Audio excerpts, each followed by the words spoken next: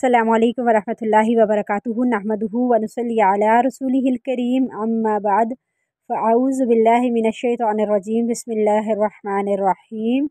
अल्लाह ताला की तौफ़ीक से आज हम पारा नंबर 29 पर पहुँच चुके हैं। पिछले पारा 28 से याद रखने की बातें ये हैं, सरगोशियाँ अल्लाह के इल्म में हैं, गुनाह ज़्यादती और नबी सल्लल्लाहु अलैहि वसल्लम के नाफरमानी के कामों में सरगोशी की इजाज़त नहीं। नेकी और तकवा के लिए सरगोशी कर सकते हैं। मजलिस के आदाब बताए गए हैं। उठने का कहा जाए तो उठ जाएं। बुख़्ल बहुत बुरी चीज़ है, जो इससे बचा लिए गए वही कामयाब हैं। अल्लाह को सख्त नापसंद है कि इंसान जो कहे इस पर अमल ना करे। जहाँ इल्म के फ़ायदे हासिल करने के होते हैं, वहाँ इल्म ना होने के नुकसानात भी हैं। अल्लाह इन लोगों के दिलों पर मोहर लगा देता है जो इल्म नहीं रखते। इब्ने बाज़ कहते हैं, इंसान जब इल्म की मजलिसों में हाजिर ना हो, ना ही खुतबा सुने, तो इसकी इसी परवाह भी नहीं हो कि अहले इल्म क्या बताते हैं, तो इसी गफलत बढ़ती जाएगी और इसका दिल सख्त हो जाएगा, यहाँ तक कि इसके दिल पर मोहर लगा दी जाएगी, वो गाफलों में शुमार होगा। अल्लाह हमें इससे महफूज रखे। पारा 29 सूरह मुल्क शुरू हुई। सूरह मुल्क की फ़जीलत, ये सूरह मुल्क अज़ाब कब्र को रोकने वाली है। नबी सल्लल्लाहु अलैहि वसल्लम रोज़ रात को सोते वक्त इस सूरत को पढ़ा करते थे। अल्लाह से दुआ है अल्लाह ताला हमें भी रोज़ाना इसको पढ़ने की तौफ़ीक अता फ़रमाए। आयत नंबर 1, तबारकल्लज़ी बियदिहिल मुल्कु व हुवा अला कुल्लि शैइन क़दीर। तर्जुमा, बबरकत है वो ज़ात जिसके हाथ में कायनात की सल्तनत है, वो हर चीज़ पर क़ादिर है। यानी अल्लाह की ज़ात सबसे मुबारक ज़ात है, वो सबसे बुलंद व बाला, सब भलाइयाँ और खैर इसी की ज़ात से हैं।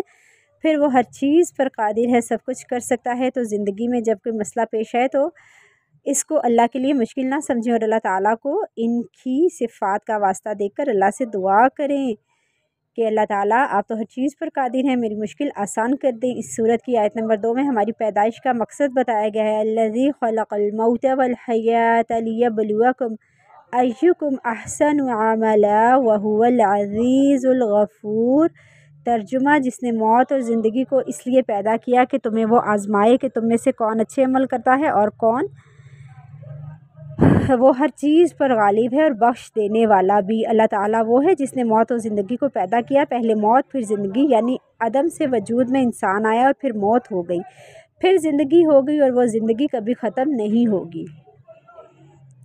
तो आज की ज़िंदगी जो इस वक्त हमें दो मौतों के बीच में मिली है, वो बड़ी कीमती ज़िंदगी है और ये ज़िंदगी इस मकसद के लिए बनाई गई है कि अल्लाह देख रहा है तुम में से अच्छे काम कौन कर रहा है, अहसन अमल, बेहतरीन अमल किसके हैं। एक तो ये है कि इंसान कुछ भी कर ले, और एक तरीका ये जो कुछ करे इसको नहायत उम्दा तरीके से करे। तो क्या हम सबको ये देखना चाहिए कि हमारे जो काम हैं क्या वो वाकई एहसन है, क्या हमारी नमाज़ें, हमारे सदक़ात, खैरात, सब्र, तहम्मुल एहसन है, या जब हम सब लोगों से मेल मुलाकात करते हैं तो वो किस तरह करते हैं, क्या वो एहसन है। किसी रिश्तेदार के साथ हमारा मामला कैसा है, वालिदैन, बहन भाइयों, औलाद, रिश्तेदारों, ससुराली मेका, इन सब के साथ हमारा कैसा ताल्लुक़ है। इन सब के लिए हमें अपने आप को परखना है, हमारा मामला कहाँ अच्छा है, कहाँ अच्छा नहीं। नमाज और रोज़े का तो एक महदूद और मखसूस हिस्सा है, बाकी ज़िंदगी तो हमारी लोगों के साथ ही गुज़रती है। इसमें हम कई बार फ़ेल हो जाते हैं, बार बार अपने नफ्स के हाथों मजबूर होकर बाज़ औक़ात जल्दी गुस्से में आ जाते हैं और बाज़ औक़ात दूसरों के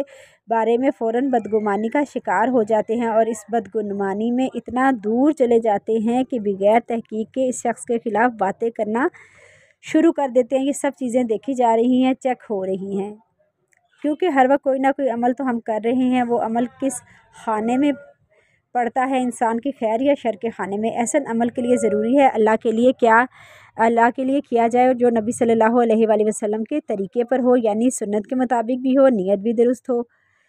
और जब तक अल्लाह ताला की रज़ा मकसूद ना हो और हमारा किसी भी काम का कोई भी मकसद नहीं रहता। अल्लाह ताला अपने बंदों पर पूरी कुदरत रखता है, अगर वो एहसान ना करे तो उन्हें दुनिया ही में पकड़ ले, लेकिन फिर भी वो उन्हें मोहलत दिए चला जा रहा है और बख्शिश फरमाने वाला, यानी बंदों की कोताहियों के बावजूद इनको मुआफ़ कर देता है। अल्लाह ताला हमें तौफ़ीक दे कि हम जो नेकी के काम करें वो शरीयत के मुताबिक और सुन्नत के मुताबिक हो और अल्लाह हमसे कबूल फरमाए।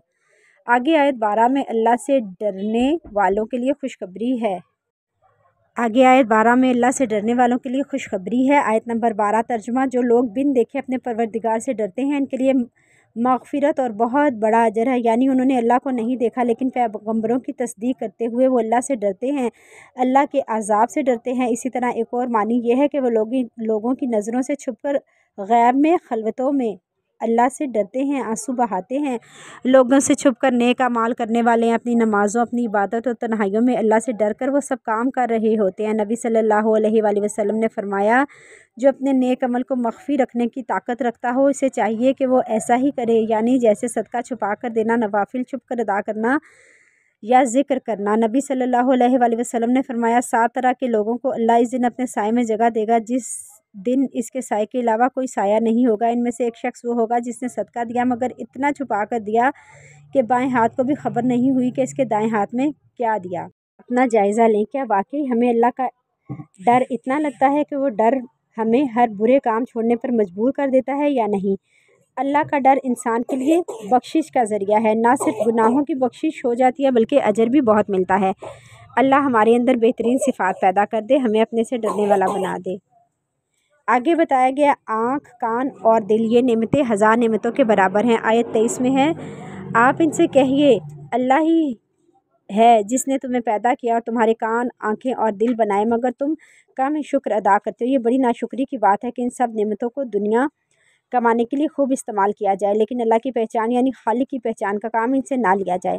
اللہ ہمیں سوچنے سمجھنے کی صلاحیتیں سے فائدہ اٹھانے کی توفیق دے۔ قیامت کے دن ان نعمتوں کا حساب ہوگا، ان سے کیا کام لیا جائے، ہم سب کو انہیں سوچ کر قیامت کے دن ان نعمتوں کا حساب ہوگا کہ ان سے کیا کام لیا، ہم سب کو انہیں سوچ کر استعمال کرنا چاہیے۔ سورہ قلم شروع ہو رہی ہے۔ سورہ قلم، اللہ نے 4 چیزیں اپنے ہاتھ میں سے پیدا کی ہیں، عرش، جنت عدن، آدم علیہ السلام اور قلم، اور باقی مخلوق کلمہ کن یعنی ہو جا سے تو وہ پیدا ہو گئیں۔ اللہ تعالیٰ نے سب سے پہلے قلم پیدا کیا اور اسے کہا لکھ، چنانچہ قلم نے وہ سب لکھ دیا جو اب تک ہونے والا تھا۔ نبی صلی اللہ علیہ وآلہ وسلم پر جب پہلی وحی نازل ہوئی تو آپ صلی اللہ علیہ وآلہ وسلم غار حرا سے گھبرائے ہوئے گھر آئے تو مشرکین مکہ نے مشہور کر دیا کہ آپ صلی اللہ علیہ وآلہ وسلم پر کسی جن کا سایہ ہو گیا ہے اور معاذ اللہ آپ صلی اللہ علیہ وآلہ وسلم مجنون ہیں۔ تو یہاں تسلی دی گئی۔ ان آیات میں اللہ قلم کی قسم کھا کر فرما رہا ہے، آیت نمبر 1، نون والقلم وما یسطرون ما انت بنعمت ربک بمجنون۔ اس کا ترجمہ ہے، نون قسم ہے قلم کی اور اس کی جو کاتبان وحی لکھتے ہیں کہ آپ اللہ کے فضل سے دیوانہ نہیں، اور آپ صلی اللہ علیہ وآلہ وسلم کے اخلاق کی تعریف بیان کی گئی ہے۔ آیت نمبر 4، وَإِنَّكَ لَعَلَىٰ خُلُقٍ عَظِيمٍ۔ ترجمہ، اور آپ یقیناً اخلاق کے بڑے بلند مرتبے پر ہیں۔ حقیقت یہ ہے کہ دین کا کام اور دین کو صحیح فائدہ وہی لوگ پہنچا سکتے ہیں جو اخلاق کے اعلیٰ مرتبے پر فائز ہوں، کیونکہ دین اخلاق سے پھیلتا ہے۔ جن لوگوں کا اخلاق اچھا نہیں ہوتا وہ کام خراب کر دیتے ہیں اور دین کو فائدے کے بجائے نقصان دیتے ہیں۔ نبی صلی اللہ علیہ وآلہ وسلم کا اخلاق کیا تھا؟ حضرت عائشہ رضی اللہ تعالیٰ عنہا نے اس کی گواہی دی کہ قرآن آپ صلی اللہ علیہ وآلہ وسلم کا اخلاق تھا، یعنی آپ صلی اللہ علیہ وآلہ وسلم نے دنیا کے سامنے محض قرآن کی تعلیم پیش نہیں کی بلکہ خود اس کا مجسم نمونہ بن کر دکھایا۔ جس چیز کا قرآن میں حکم دیا گیا کہ آپ نے خود سب سے بڑھ کر اس پر عمل کیا، جس چیز سے روکا گیا آپ نے خود سب سے زیادہ اسے اجتناب فرمایا، اور جن اخلاقی صفات کو قرآن میں فضیلت قرار دیا اور آپ کی ذات میں وہ صفات موجود تھیں، اور جن چیزوں کو ناپسند قرار دیا گیا آپ ان سے کوسوں دور تھے۔ حضرت عائشہ رضی اللہ تعالیٰ عنہا سے سوال کیا گیا کہ نبی صلی اللہ علیہ وآلہ وسلم کا اپنے گھر والوں کے ساتھ اخلاق کیسا تھا؟ آپ فرماتی ہیں، وہ تمام لوگوں میں سب سے زیادہ اچھے اخلاق والے تھے۔ آپ کوئی بیہودہ کام یا فحش کام کرنے والے نہ تھے اور نہ ہی بازاروں میں شور کرنے والے تھے، نہ برائی کا بدلہ برائی سے دیتے بلکہ معاف کرتے اور درگزر کرتے تھے۔ تو یہ اچھے اخلاق کی علامات ہیں۔ تو ایسا شخص جس کے یہ اخلاق ہوں وہ مجنون تو ہو ہی نہیں سکتا، اور جو اللہ کے کام کے لیے بے پناہ تھکے اور لوگوں کے ساتھ حسن سلوک سے پیش آئے تو ہر ایک کو اس کا حق دے۔ مجنون لوگ تو یہ کام نہیں کرتے۔ یاد رکھیں، میزان میں سب سے زیادہ نیکی عمدہ اخلاق ہے۔ اللہ ہم سب کو اچھے اخلاق عطا فرمائے تاکہ ہمارے ارد گرد رہنے والے لوگوں کی زندگیاں حرام نہ ہوں، کیونکہ جب کوئی بد اخلاق ہوتا ہے تو اس کے متعلقین لواحقین سبھی بہت متاثر ہو جاتے ہیں۔ اپنا جائزہ لیں، ہماری زندگی کا امپیکٹ ہمارے آس پاس کے لوگوں پر کیا ہے، ہم کیا آثار چھوڑ کے جا رہے ہیں، کیونکہ انسانوں کے مرنے کے بعد صرف ان کی نیکیاں ہی یاد رہ جاتی ہیں یا پھر ان کے دیے ہوئے دکھ یاد رہ جاتے ہیں۔ یہ دو چیزیں ایسی ہیں جو نہیں بھولتی، انسان بھول جاتے ہیں، نیکیاں اور دکھ نہیں بھولتے۔ تو اسی لیے لوگوں کے ساتھ نیکی اور بھلائی کرنے والے بنے، انہیں دکھ دینے والے نہ ہوں۔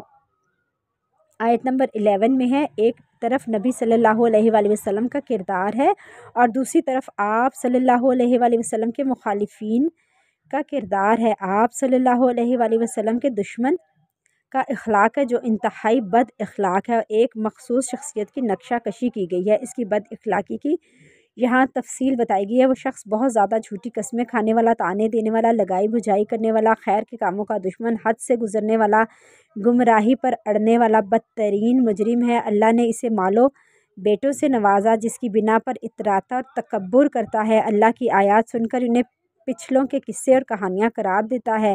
ان قریب اللہ اس کی جھوٹی عزت نفس کو خاک میں ملا کر رکھے گا۔ چغل خور کے بارے میں حدیث میں آتا ہے جنت میں داخل نہیں ہوگا۔ نبی صلی اللہ علیہ وآلہ وسلم نے فرمایا، تمہیں اہل جہنم کے متعلق نہ بتاؤں؟ فرمایا، ہر اکھڑ مزاج، کینہ پرور اور متکبر۔ اکھڑ مزاج کا مطلب ہے کہ ذرا سی بات پر کریں تو فوراً آپ پر برس پڑے، چھوٹی سی بات پر اس کا غصہ ہو جائے، بد تہذیبی سے بات کرے اور بد اخلاقی سے بات کرے۔ سب کچھ بتا دیا تاکہ ہم اپنا جائزہ لے سکیں کہ ہم کس کیٹیگری میں ہیں۔ ہم اللہ کی محبوب بندوں کی کیٹیگری میں ہیں یا بد اخلاق جو بدتمیز قسم کے لوگ ہیں۔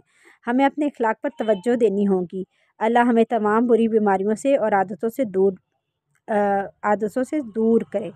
اب آیت 17 سے 32 میں باغ والے کا قصہ آ رہا ہے، یعنی یہاں ایک قصہ بتا کر کچھ سبق دیا جا رہا ہے کہ مکہ والوں کی آزمائش ہو رہی ہے، اس طرح جیسے باغ والوں کی آزمائش ہوئی تھی۔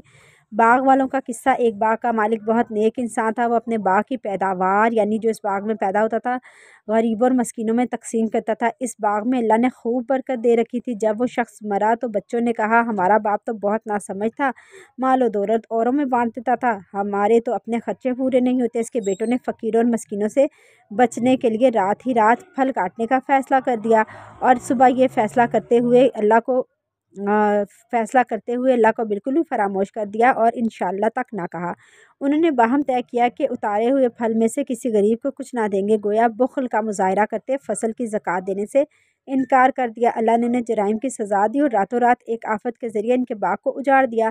یہ ان کی بدنیتی کا یہ اثر ہوا کہ پھل کاٹنے سے پہلے ہی وہ باغ جل کر بھسم ہو گیا۔ باغ والوں نے اپنی غلطی مانی اور توبہ کی۔ باغ والوں کی طرح اہل مکہ پر اللہ نے احسان کیا، نبی صلی اللہ علیہ وآلہ وسلم جیسی عظیم ہستی ان کے پاس بھیجی۔ اگر مکہ والوں نے احسان فراموشی کی اور آپ صلی اللہ علیہ وآلہ وسلم کی دعوت کو جھٹلا کر جرائم کا ارتکاب کیا تو باغ والوں کی طرح یہ بھی سزا پائیں گے۔ باغ والے کے قصے سے یہ بات معلوم ہوتی ہے کہ بری نیت رکھنے سے انسان کو بعض اوقات سزا مل جاتی ہے۔ باغ والوں نے صرف نیت ہی کی تھی، وہ پھل توڑ کر نہیں لائے تھے، صرف نیت ہی کی، اور ہم ایسا اور غلط کام کریں گے، لیکن اللہ نے ان کی بری نیت پر پکڑ لیا۔ بعض اوقات انسان اپنے دل میں بدگمانی پا لیتا ہے، بعض اوقات ایسی چیزوں کو جما لیتا ہے جس کی کوئی بنیاد نہیں ہوتی، دوسرے کے بارے میں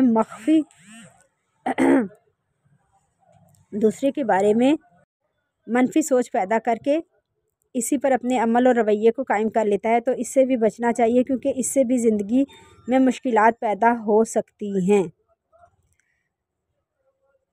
دوسری اہم بات یہاں یہ ہے کہ جب ان کے باغ کو نقصان ہوا تو انہوں نے دیکھا تو اپنی غلطی مان گئی۔ یہ ان کی اچھی خوبی تھی۔ ایک مومن کے اندر یہ خوبی ہونی چاہیے کہ اللہ ہم آپ سے ناراض نہیں، آپ پاک ہیں۔ عموماً جب کوئی نقصان ہوتا ہے تو ہم کہتے ہیں میرے ساتھ یہ کیوں ہوا، ہم یہ کہتے ہیں نعوذ باللہ جیسے اللہ نے میرے ساتھ زیادتی کی۔ یہاں ان لوگوں کو اللہ نے بلیم نہیں کیا اور پھر اچھی امید رکھی، کہنے لگے ہمیں امید ہے کہ ہمارا رب ہمیں اس سے بہتر بدلہ دے۔ ہم اپنے رب کی طرف رغبت کرتے ہیں، ہم سے جو قصور ہوا ہم اس کی معافی مانگ لیتے ہیں۔ باغ کا جوڑنا بلا شبہ اللہ کے عذاب ہی کی ایک صورت تھی، اور البتہ اس پر بربادی اپنے رویے کی اصلاح نہیں کی تو پھر آخرت کے عذاب کا سامنا کرنا پڑے گا۔ آگے آیت 42 اور 43 میں ہے، جان بوجھ کر نماز نہ پڑھنے والوں کو اور سجدہ نہ کرنے والوں کو ان کے لیے بات آ رہی ہے جس دن، اس کا ترجمہ ہے جس دن پنڈلی کھول دی جائے گی اور انہیں سجدہ کرنے کو بلایا جائے گا تو یہ سجدہ نہ کر سکیں گے، ان کی نگاہیں جھکی ہوں گی اور وہ ان پر ذلت چھائی ہوگی۔ وہ دنیا میں سجدہ کی طرف بلائے جاتے تھے، اس وقت وہ صحیح سالم تھے۔ کل آخرت میں جب اللہ تعالیٰ اپنی پنڈی کھولیں گے تو سب بے اختیار سجدے میں گرنا چاہیں گے، مگر ایسے لوگوں نے جنہوں نے دنیا میں اللہ کو سجدہ نہیں کیا ہوگا، وہ دنیا میں صحیح سالم ہونے کے باوجود اللہ کے آگے نہیں جھکتے، وہ قیامت کے دن بھی اللہ کو سجدہ نہیں کر پائیں گے۔ یہ سب سے بڑی ذلت ہوگی، دنیا میں سجدہ نہ کرنے کی بھیانک سزا ہوگی۔ اس طرح جو لوگ دکھاوے کے سجدے کرتے ہیں، دکھاوے کی نمازیں، جب کوئی آ جائے تو زیادہ اچھی نماز پڑھنے لگ جاتے ہیں، وہ بھی قیامت کے دن سجدہ نہیں کر سکیں گے۔ بخاری شریف کی حدیث ہے، نبی صلی اللہ علیہ وآلہ وسلم نے فرمایا، ہمارا رب قیامت کے دن اپنی پنڈلی کھولے گا، اس وقت ہر مومن مرد عورت اس کے لیے سجدے میں گر پڑیں گے، صرف وہ باقی رہ جائیں گے جو دنیا میں دکھاوے اور ناموری کے لیے سجدہ کرتے تھے۔ جب وہ سجدہ کرنا چاہیں گی تو ان کی پیٹھ تختہ ہو جائے گی۔ کتنا بھیانک انجام ہونے والا ہے بے نمازیوں کا، اور کتنی ذلت اور عذاب ہے اور شرمندگی قیامت کے دن۔ یاد رکھیں، سجدے کر سکنا، سجدے کے قابل ہونا، یہ بھی اللہ کی نعمت ہے۔ اس پر شکر گزار ہوں کہ اللہ نے میرے اعضاء صحیح سلامت رکھے ہیں، میں نیچے جھک سکتی ہوں، میں نیچے اتر کے بیٹھ سکتی ہوں، زمین پر پیشانی رکھ سکتی ہوں، کیونکہ بہت سے لوگ ایسے ہیں کہ جو اس نعمت کو ترستے ہیں۔ تو اس لیے اللہ سے دعا کریں جو نماز نہیں پڑھتے ان کے دل نرم ہو جائیں کہ وہ اس اہمیت کو سمجھیں۔ اللہ ہمیں نمازی بنا دے، آمین۔ سورہ الحاقہ شروع ہو رہی ہے، اور سورہ الحاقہ قیامت کا نام ہے۔ قیامت آنا برحق ہے، جھٹلانے والوں کے لیے اللہ کا عذاب برحق ہے۔ جس طرح پچھلی قوموں نے اپنے اپنے رسول کی نافرمانی کی، جیسے قوم سمود، قوم نوح، قوم لوط، قوم عاد، قوم فرعون، تو وہ تباہی کا سبب بنی۔ آگے آیت 13 سے 18 میں قیامت کا منظر بتایا گیا ہے کہ قیامت کے دن سور میں پھونک مار دی جائے گی تو کائنات میں ہولناک تباہی آئے گی، زمین کو پہاڑوں سمیت اٹھا کر پٹخا جائے گا، پہاڑ ریزہ ریزہ ہو جائیں گے، زمین بالکل صاف اور چٹیل میدان بن جائے گی، آسمان بالکل ہی کمزور محسوس ہوگا، فرشتے آسمان کے کناروں پر ہوں گے، رب ذوالجلال انسانوں کا حساب لینے کے لیے زمین پر جلوہ افروز ہوگا، اور اس کا تخت 8 فرشتوں نے تھاما ہوا ہوگا، اور ہر انسان باری باری رب کے حضور پیش ہوگا۔ اس دن اس کا کوئی بھی راز رب سے پوشیدہ نہ ہوگا، دنیا کے تمام سیکرٹ کھل جائیں گے، جو چوریاں ہم نے دنیا میں کی دوسروں سے بچ کے، وہ سب کے سامنے آئیں گی، جنہوں نے نیک کام کیے وہ خود نکال کر دکھائیں گے، کیونکہ انہوں نے اکیلے میں تنہائی میں سب کے سامنے اچھا ہی کیا تھا، تو ان کو اپنا نامہ اعمال دکھانے میں کوئی شرمندگی نہیں ہوگی۔ اللہ ہمیں رسوائی سے بچانا۔ آگے آیت میں دائیں ہاتھ والوں اور بائیں ہاتھ والوں کو ان کے نامہ اعمال دینے کا ذکر آ رہا ہے، اور ان کا انجام بھی بتایا گیا ہے۔ سورہ الحاقہ آیت نمبر 19 سے 22 کا ترجمہ، جس شخص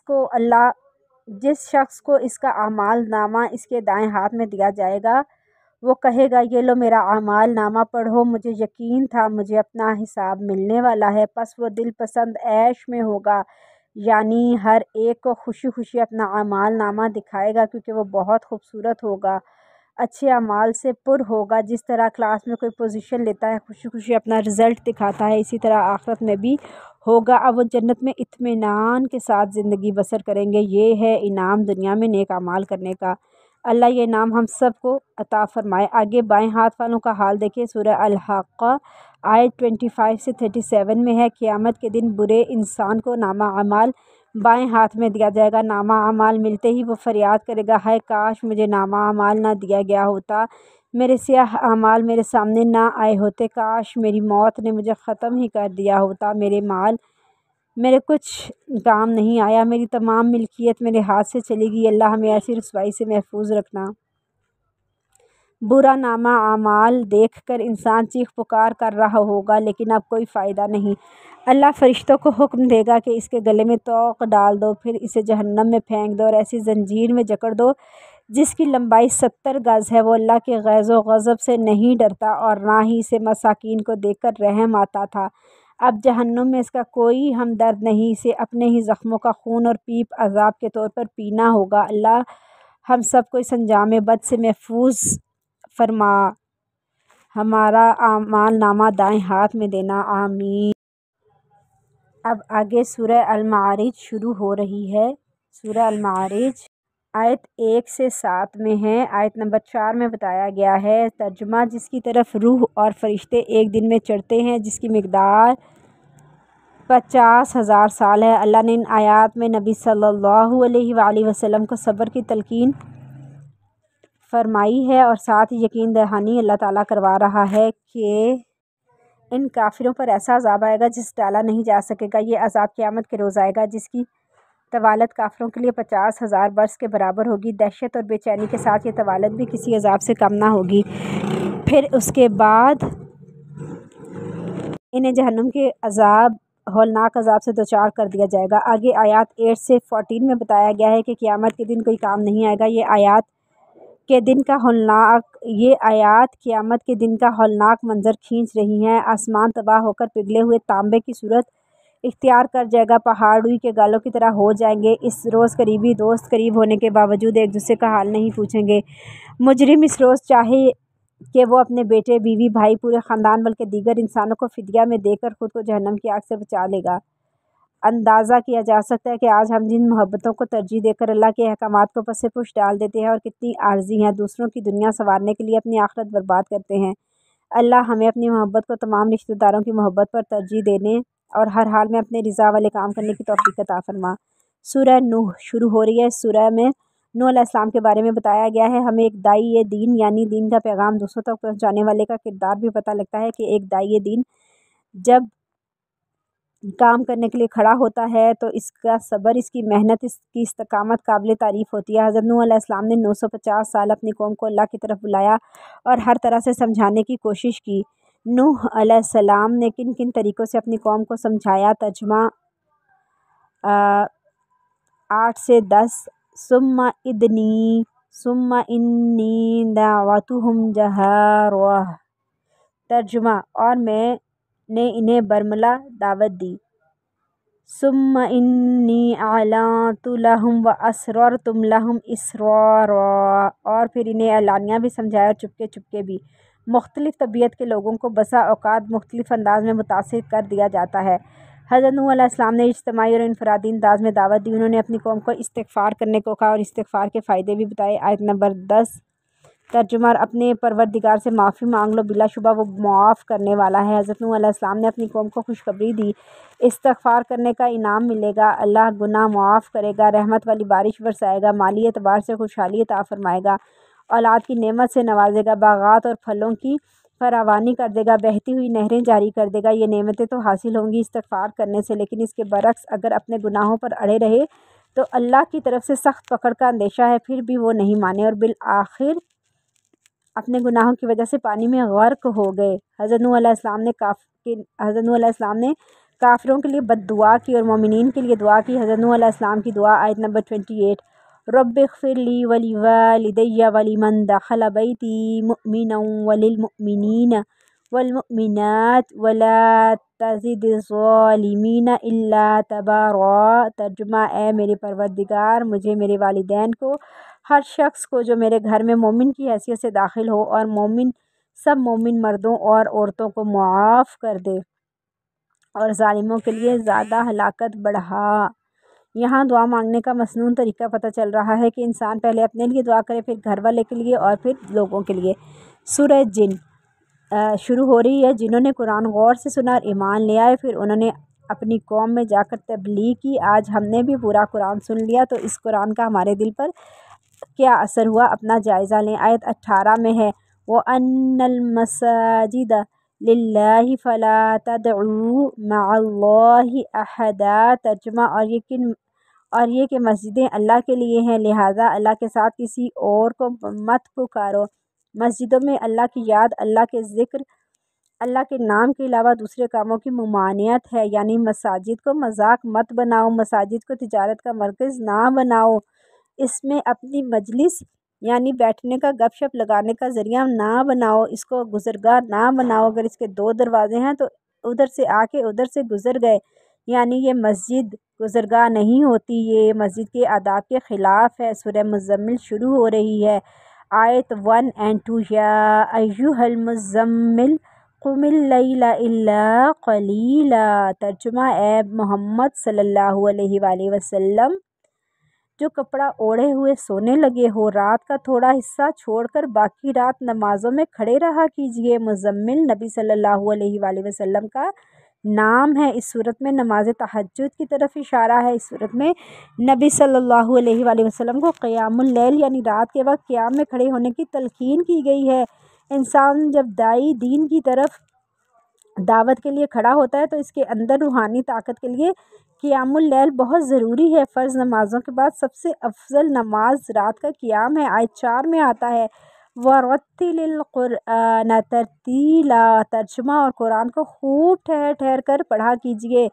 ترتیل سے مراد ٹھہر ٹھہر کر، لمبا کر کے، حرکات کو نمایاں کر کے، حروف کو واضح کر کے پڑھنا، کیونکہ ترتیل کے ساتھ جب پڑھا جاتا ہے تو غور و فکر میں مدد ملتی ہے۔ آگے آیت 17 میں قیامت کے دن کی دہشت بتائی گئی ہے۔ قیامت کا دن اتنا بھاری ہوگا کہ اس کی دین کی فکر میں ہولناکیوں سے بچے بھی بوڑھے ہو جائیں گے۔ اس دن کی فکر میں ہولناکیوں سے بچے بھی بوڑھے ہو جائیں گے۔ اللہ ہمیں قیامت کے دن کی ہولناکیوں سے محفوظ فرمانا۔ سورہ مدثر، مدثر بھی نبی صلی اللہ علیہ وآلہ وسلم کا نام ہے۔ اس صورت میں بھی سورہ مزمل سے ملتے جلتے مضامین ہیں۔ اس صورت میں نبی صلی اللہ علیہ وآلہ وسلم کو ذمہ داری سے آگاہ کیا جا رہا ہے۔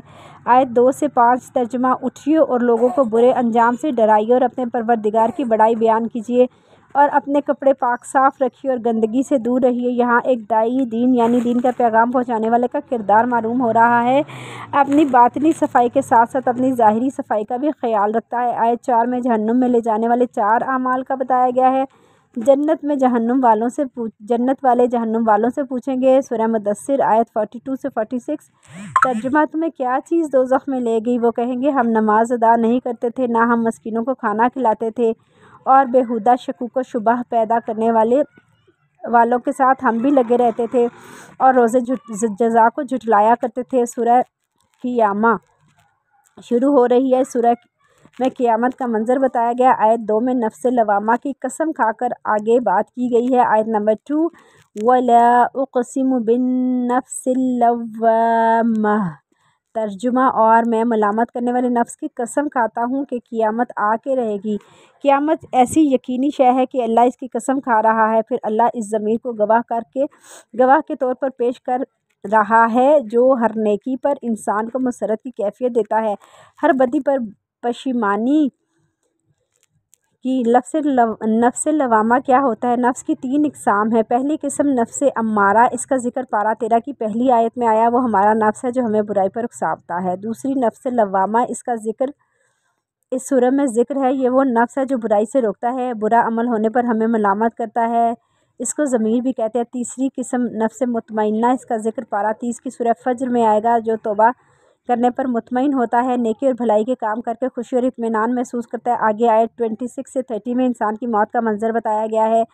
انسان پر جب موت کی کیفیت طاری ہو جاتی ہے تو اس میں انسان کی جان جب حلق کے قریب اٹک جاتی ہے، انسان شدید اذیت سے دوچار ہوتا ہے، قرابت داروں پر انتہائی مایوسی طاری ہو جاتی ہے، دوائیں کارگر نہیں رہتی، کسی کے عالم کو پکارا جاتا ہے، کوئی جھاڑ پھونک کرنے والا جو مرنے والے کو بچا لے، مرنا والا جان چکا ہوتا ہے، دنیا سے جدائی کا وقت آ چکا ہے، پنڈلی سے پنڈلی لپٹ جاتی ہے اور انسان اپنے خالق کے حقیقی سے جا ملتا ہے۔ اللہ ہماری موت کی سختیوں کو آسان کرنا۔ سورہ دہر، اس کا دوسرا نام سورہ الانسان ہے۔ آیت 11 سے 22 میں جنت کی نعمتیں بتائی گئی ہیں جو شکر گزاری کی روش اختیار کرنے والوں کو عطا کی جائیں گی۔ اللہ ہم سب مسلمانوں کو جنت الفردوس میں داخل کرنا۔ آیت نمبر 23 اِنَّا نَحْنُ نَزَّلْنَا عَلَيْكَ الْقُرْآنَ تَنزِيلًا، ترجمہ، اے نبی صلی اللہ علیہ وآلہ وسلم، ہم ہی نے قرآن تھوڑا تھوڑا کر کے آپ پر نازل کیا۔ یہ آیات ایسے پس منظر میں نازل ہوئیں جب مشرکین کی مخالفت عروج پر تھی، وہ نبی صلی اللہ علیہ وآلہ وسلم کو راہ حق سے ہٹانے کے لیے شدید دباؤ ڈال رہے تھے۔ اے نبی صلی اللہ علیہ وآلہ وسلم، ہم نے آپ کے حوصلے اور قلب کو مضبوطی دینے کے لیے قرآن آہستہ آہستہ نازل کیا تاکہ کسی سوال کا فوری جواب، کسی اعتراض کا بروقت ازالہ، کسی تکلیف پر دل جوئی اور حق کی خاطر قربانی اور احسان پر تحسین نازل کر دی جائے۔ سورہ مرسلات شروع ہو رہی ہے۔ یہ وہ آخری سورت ہے جو نبی صلی اللہ علیہ وآلہ وسلم نے وفات سے پہلے مغرب کی نماز میں پڑھی۔ اس سورت میں جہنم کا تذکرہ ہے۔ اللہ ہمیں جہنم میں نہیں ڈالنا، جہنم کے عذاب سے بچانا، آمین۔ اس سورت میں हवाओं की कस्में खाकर क़यामत की हकीकत बताई गई है। आयत नंबर 7 इन्नमा तुअदूना लवाक़िह, तर्जुमा कि जिस चीज़ का तुमसे वादा किया जाता है वह ज़रूर वाक़या होकर रहेगी। इस सूरत में एक आयत 11 बार आई है और वो ये है अल मुरसिलात आयत नंबर 15 वैलुन यौमइज़िल लिल मुकज़्ज़िबीन, तर्जुमा इस दिन झुटलाने वालों के लिए तबाही है। अल्लाह हमें मुत्तक़ियों में शामिल फरमाए। अल्हम्दुलिल्लाह पारा 29 मुकम्मिल हुआ। इंशाअल्लाह कल हम पारा 30 मुकम्मिल करेंगे। कल दौरा कुरान मुकम्मिल हो जाएगा। आप सब दुआ में शरीक हो जाइएगा और दूसरों को भी इस दुआ में शिरकत की दावत दीजिएगा। अल्लाह हम सब को कुरान के अहकामात पर अमल की तौफ़ीक़ अता फ़रमा। आमीन या रब्बुल आलमीन।